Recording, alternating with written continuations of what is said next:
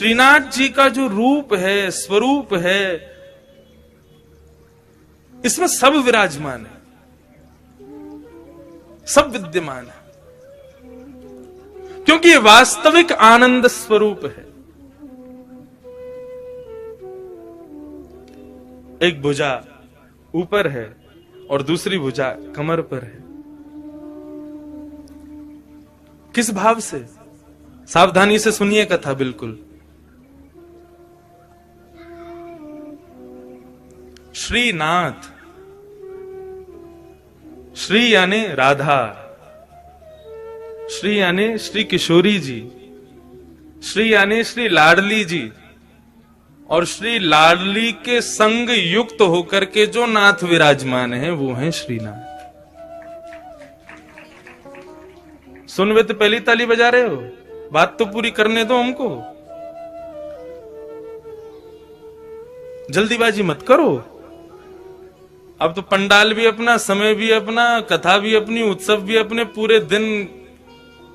पूरा दिन है अपने पास। खूब भाव से सुनो कथा। वृंदावन में जो दर्शन नहीं है वो दर्शन श्रीनाथ जी में है।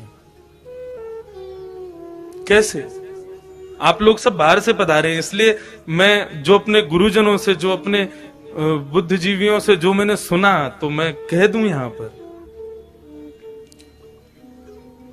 वृंदावन में किशोरी जी ठाकुर जी के बगल में विराज रही है, और स्वरूप में नहीं है, केवल नाम के रूप में श्री राधा रानी विराजती है वृंदावन में।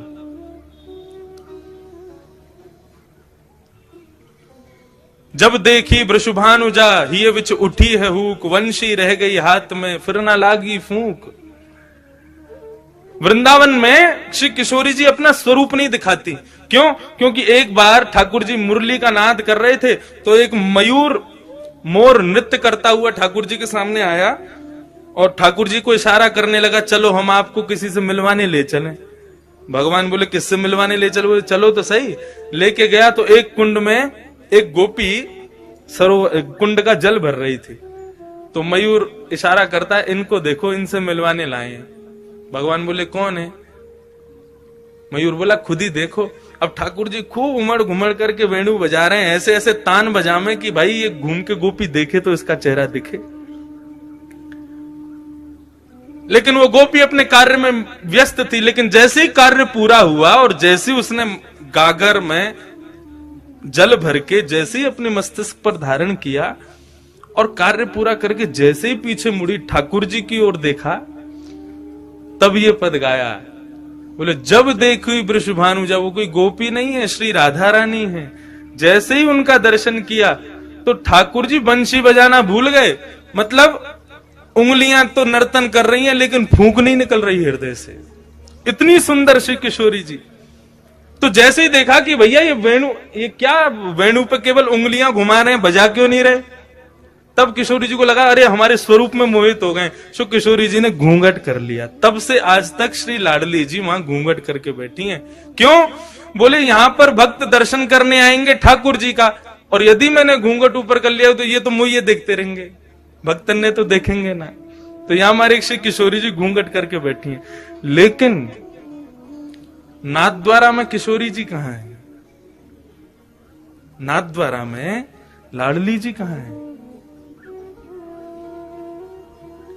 ये जो स्वरूप है ये श्री लाडली जी का है। एक स्वरूप नहीं है श्रीनाथ जी, ये दोनों स्वरूप जब प्रेम में उन्मुक्त होकर के एक हो गए तब श्रीनाथ स्वरूप प्रकट हुआ। अपनी पूर्ववर्ती कथा में भी मैं बता रहा था कि जब रास करते हैं ठाकुर जी तो दोनों के अंग का स्वरूप क्या होता है? बोले श्री किशोरी जी तो ऐसे नृत्य करती हैं, ये भाव है उनका, ये सदैव ऐसे ही नृत्य करती हैं। और श्री ठाकुर जी दोनों श्री विठलनाथ के रूप में जैसे दोनों कमर पर हाथ रख करके और इस प्रकार से ठाकुर जी नृत्य करते हैं। कभी आप रासलीला देखो तो काना मोर बन आयो, कैसे आवे? यूं ही तो आवे, अपने कंधे पे हाथ रख, अपने कमर पर हाथ लगा के। तो ठाकुर जी ज्यादातर नृत्य ऐसे ही करते हैं। अब नृत्य करना नहीं आता, नहीं करके बता देता मैं। अब भाव यही है कि बार बार ठाकुर जी नृत्य करते करते ऐसे ही हो जाते हैं। और श्री किशोरी जी ऐसे ही नृत्य करती हैं।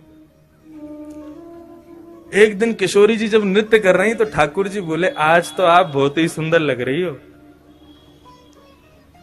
तेरो मुख नीको कि मेरो मुख किशोरी राधे। ठाकुर जी दर्पण देखें, दर्पण में किशोरी जी, जब ठाकुर जी और किशोरी जी दोनों देखें तो ठाकुर जी कहें, अच्छा लाडली जी यूं बताइयो, तुम्हारो मुख सुंदर है कि मेरो मुख सुंदर है? किशोरी जी कहें, जा प्रकार से अमावस्या में पूर्णिमा को चंद्रमा खिल जाए तो पूर्णिमा के चंद्रमा को देखवे के काजे सबन की दृष्टि व काली अंधियारी को भी देखे, वैसे ही आप हो। बोले आप तो ऐसे कार्य हो, आपको कोई देखो तो चाहे ना, लेकिन हम जब गौरांगी अपनो पूर्ण रूप लेकर के आपके बगल में विराज जाए ना, तब लोग आपको देख लें हमारे मारे। ऐसा ठाकुर जी के संग विनोद करें श्री किशोरी जी। तो उस दिन ठाकुर जी बोले, आज तो आप बहुत ही सुंदर लग रही हो। राधा रानी बोली, हम तो सुंदर हैं ही हैं, बता का रहे। ठाकुर जी बोले, लेकिन हमारी इच्छा है रे कि आप हमारे सन्निकट आ जाओ, आप हमारे नजदीक आ जाओ। किशोरी जी बोली, देखो ये सब सखियां नाच रही हैं, सब नृत्य कर रही हैं, सब रास कर रही हैं, अब हम इन सबन के सामने आपके समीप आवे ना तो हमको न कष्ट होवे।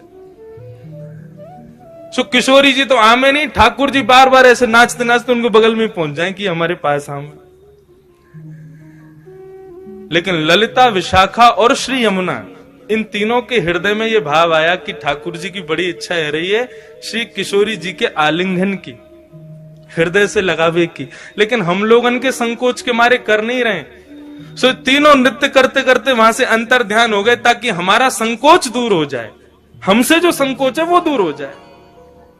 जैसे ही तीनों वहां से प्रस्थान किए, ठाकुर जी ने और श्री लाडली जी ने देखी अब कोई ना है, अब तो समीप आ जाओ हमारे, आपको स्वरूप इतना बढ़िया मनमोहक लग रहा है।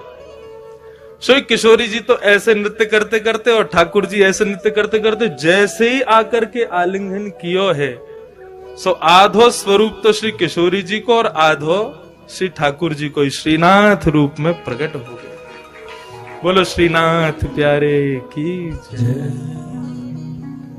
आप कभी गर्मी में यहां आना, मैंने तो अनुभव किया है। ठाकुर जी की जो उठी हुई भुजा है वो श्री राधा रानी है, और उस भुजा को जब आप देखेंगे तो उस भुजा में आपको गौर वर्ण का दर्शन होगा। अभी तो ठाकुर जी ने पूरा अंग ढका, केवल मुखमंडल दिखाते हैं, लेकिन कभी गर्मी में आप आओगे तब ठाकुर जी के श्री अंग का दर्शन कीजिएगा, आपको श्री किशोरी जी भी दिखेंगे। तो आधा भाग श्री लाडली जी हैं और आधा भाग श्री ठाकुर जी हैं, दोनों के रूप एक हुए तब श्रीनाथ प्रकट हुए। हमारे ब्रज वृंदावन में तो फिर भी राधा रानी ने थोड़ा सा दूर रह के बैठी हैं, लेकिन यहां तो एक में ही बैठी। और यहां आए कहां थे, कहां से आए? हमारे यहां से ही तो आए, हमारे ब्रज से ही तो पधारे। कल यहां पर प्रेस कॉन्फ्रेंस हो रही थी तो हमारे प्रेस के सब भाइयों ने हमसे पूछा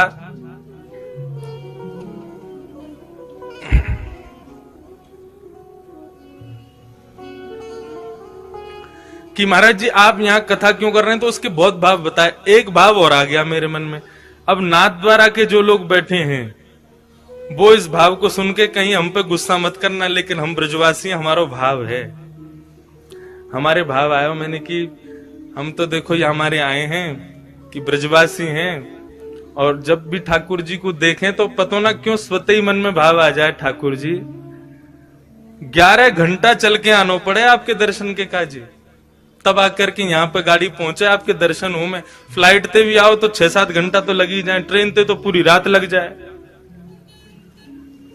हम ब्रजवासी आपके प्राण धन है, आप ही कहो ब्रजवासी वल्लभ सदा मेरे जीवन प्राण। श्री गोवर्धन कभी कभी आपके बगैर सूनो लगे, तो हम ब्रजवासी इन पर कृपा करो, बहुत दिना विराज ली राजस्थान में, अब जल्दी ब्रजधाम वापस चलो। हमारे हृदय में तो ये भाव आ जाए। तो प्रेस वाले क्या बोले, आप हमारे ठाकुर जी को चुरावे आए हो यहाँ पे? मैंने भैया चुरावे तो ना आए। बोले हमारे ठाकुर जी कहीं ना जाएंगे, अब संभव ही ना है, वो तो यहीं रहेंगे, यहाँ से कहीं नहीं जाएंगे। मैंने कि आप काहे को गुस्सा रहे हो, मतलब ठाकुर